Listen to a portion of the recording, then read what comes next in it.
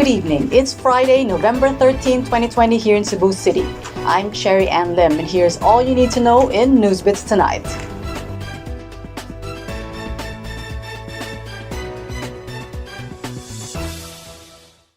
Business leaders in Cebu City have voiced their support for Mayor Edgardo Labellia's proposal for a granular lockdown instead of placing the entire city under enhanced community quarantine should COVID-19 cases continue to rise after the city recorded new cases in the double digits this week.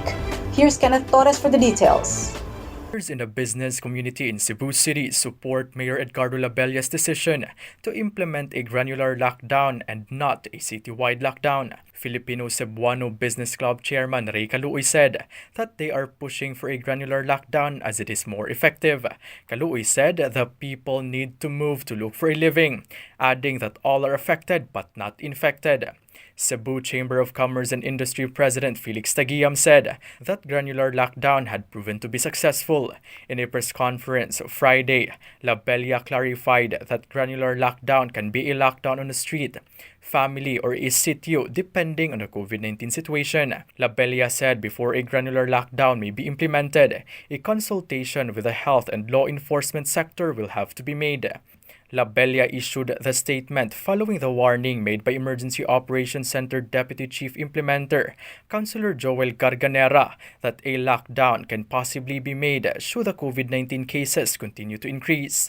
Garganera issued a warning as the EOC noted that more people are going out and violating the health protocols. Labella said EOC should do more work than always talking and clarified that he is not against the statement of Garganera since it is the councilor's opinion.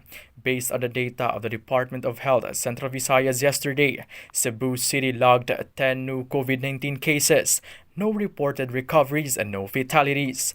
Active cases are at 196 as of Thursday. Kenneth Torres, NewsBits Tonight.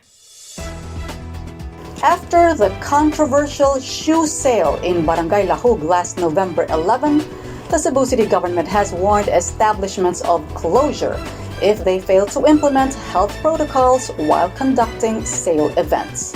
Here's Mildred Galarpe for the details.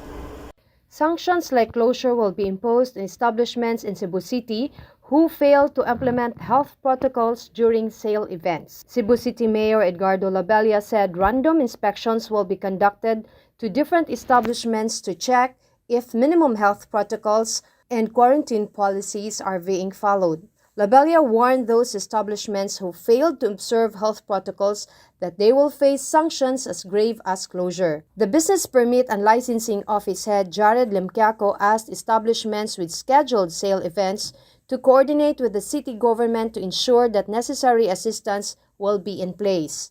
Lemquiaco said though there is no law requiring the establishments to coordinate with the authorities, he suggested that it is better to communicate with them so they can help in controlling the flow of shoppers in the store and mass gatherings can be avoided like what happened in the recent shoe sale in Barangay Lahug. The Philippine National Police will also conduct Oplan Bulabog wherein they will be going around different restaurants and other establishments to see if health protocols are being implemented. Labella said with the increasing number of COVID-19 cases in the city, stricter implementation of the quarantine policies will be enforced and implemented. The mayor is eyeing to implement strict border controls after the Emergency Operations Center noticed that some COVID-positive patients are not actually Cebu City residents, but transients or from outside the city.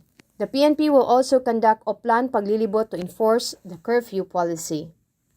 Mildred Galarpe, NewsBits Tonight. NewsBits Tonight will be right back after this short break.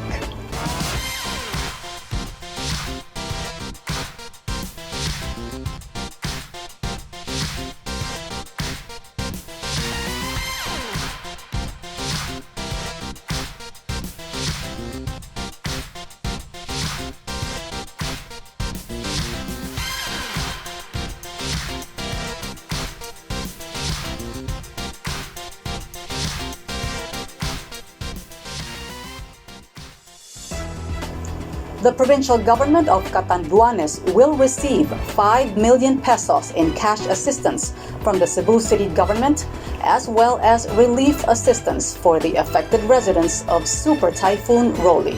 Here's Kenneth Torres for the details. The Catanduanes province is set to receive 5 million pesos cash aid as well as relief assistance from the Cebu City government for the severely affected residents of Super Typhoon Rolly. A 60-man team from the Cebu City government bringing the cash and food assistance were sent to Catanduanes province on Friday on board the Philippine Navy ship. They are set to arrive in Catanduanes after a 24-hour travel. Cebu City Mayor Edgardo Labella said in addition to the 5 million peso cash aid, the city also brought 500 sacks of rice, 5,100 bottled iced tea, and 850 bottled water. Labella said the 60-man team led by Councilor Dave Tumulak and Department of Social Welfare and Services Chief Francis Abangan was the same group that was deployed to Leyte and Mindanao to send aid and help for the clearing operation. Labella also thanked the council for the approval of 5 million peso cash assistance. Labella now eyes to give assistance to Marikina City and in the province of Rizal as these places were also hit by Typhoon Ulysses. Kenneth Torres, NewsBits Tonight. The Hotel, Resort and Restaurant Association of Cebu confirms that the Overseas Workers Welfare Administration, or OWA, has yet to settle unpaid bills worth millions of pesos to 20 hotels for accommodating overseas Filipino workers. Here's Mildred Galarpe for the details. The Overseas Workers Welfare Administration has yet to settle its unpaid bills to at least 20 hotels in Cebu City, accommodating overseas Filipino workers. HRAC President Carlos Suarez said that most of the unsettled accounts have reached millions. However, Suarez clarified that OWA has been paying but not the full amount. Suarez said that most of the hotels in Cebu are informing OWA to settle their balance first before they send more OFWs. In an online briefing, Labor Secretary Silvestre Bello III said that OWA paid more than half of its 241 million pesos due to the hotels. Bello said OWA vowed to complete the payment by November 17, 2020, as hotels warned they would not accept OFWs until the debt is settled. Suarez said that the lack of tourists, hotels are struggling with mounting operational costs, adding that hotels are still in a survival mode as consumer confidence remained low due to the fear of COVID-19 transmission. Suarez urged local government units, including the Interagency Task Force, to slowly ease the restrictions on travel as well as aged persons allowed to go out. As of November 5, OWA assisted 289,905 OFWs in their return to their home regions. Mildred Galarpe, NewsBits Tonight.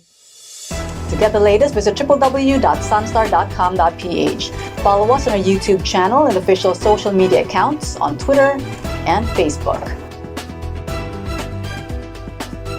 I'm Cherry Ann Lim. Good evening.